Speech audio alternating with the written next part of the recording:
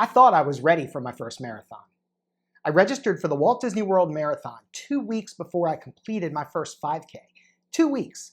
I had never run more than 3 miles in my life, but I'd gone from 0 to 3.1 in about 12 weeks, so in my mind, 9 months to get ready for 26.2, that felt doable. It wasn't research, it wasn't a plan, it was just this optimistic math I did in my head where I convinced myself more time meant I'd figure it out. Looking back now, it's kind of ridiculous. And honestly, I can laugh about it. But there's also this part of me that feels for that version of myself. That 43-year-old guy standing at the starting line of something way bigger than he understood. Because here's what I didn't know then. Being ready for a marathon isn't just about wanting it badly enough. I've spent a lot of time since then thinking about what readiness actually means. And I keep coming back to 3 things. 3 questions I should have asked myself before I ever clicked register. If I could go back and sit down with younger Brian before he registered for that marathon, before everything fell apart, I'd ask him about his fuel, his map, and his calendar. Not in a checklist kind of way, but in a let's get honest about what you're walking into kind of way. Fuel is what keeps a car running.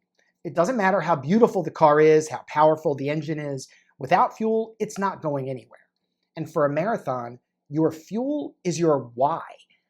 Not the surface reason, the real reason. The thing that's going to keep you going when training run feels impossible and you're wondering why you're putting yourself through this. My why? I wanted to finish a marathon before I turned 50. That was real. That mattered to me. I was only 43 at the time, so I had 7 years. Plenty of time to work up to it gradually. That was the plan. But then I saw the Walt Disney World Marathon, and I got excited, really excited. And in that moment of excitement, I convinced myself I didn't need to wait. I had 9 months, I could do this, so I registered. 2 weeks before I'd even completed my first 5K. Here's what I didn't understand. I had enough motivation to commit, but I didn't have enough clarity to commit wisely. My why was valid, but I let the moment decide the timeline instead of letting wisdom decide it. And that's different than not having fuel. That's having fuel, but no discernment about when to use it. Then I'd ask my younger self to look at his map to see where his current physical ability actually is in relation to where he's trying to go. Not metaphorically, physically. A marathon is 26.2 miles. That's the destination. That never changes. The question is, how far are you right now, today, from being able to safely run that distance? I had been running for 12 weeks. I hadn't even completed a 5K yet. And I thought 9 months was plenty of time to close that gap. I had no map. I had no idea how far away I actually was from being marathon ready. I mean, if you're standing in Florida and you want to drive to California, you don't just get in the car and hope for the best. You look at a map, you figure out where you are, where you're going, and how long it's realistically going to take to get there. I didn't do that. I registered for a marathon having no realistic sense of the distance between where I was and where I needed to be. And that's not optimism. That's just not knowing what you don't know. Finally, I'd ask him about his calendar. And this is the one that broke me. Do you actually have the time this is going to take? I knew what it felt like to run for 30 minutes, 3 days a week. That's all I'd ever done.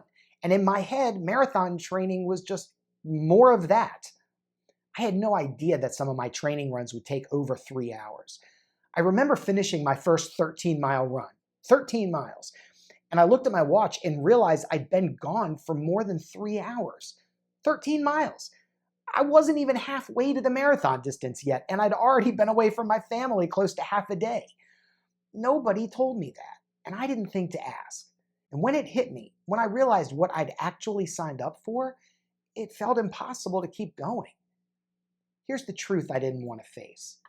I wasn't ready. Not because I wasn't capable, but because I hadn't been honest with myself about what readiness actually required. Fuel, map, calendar. If I could sit down with that version of myself 11 years ago, I'd ask him 3 questions. Why are you really doing this? Do you have a plan that fits who you are right now? And do you actually have the time this is going to take? Getting honest about readiness isn't about lowering your standards. It's not about talking yourself out of big goals. It's about protecting your ability to actually finish. Because once I got honest, really honest about those three things, everything else started to make sense.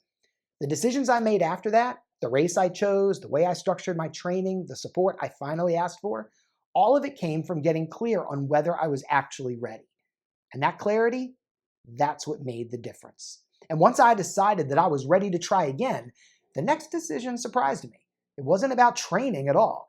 It was about choosing the right race. And if you're ready to hear that part of the story, click on this video right here.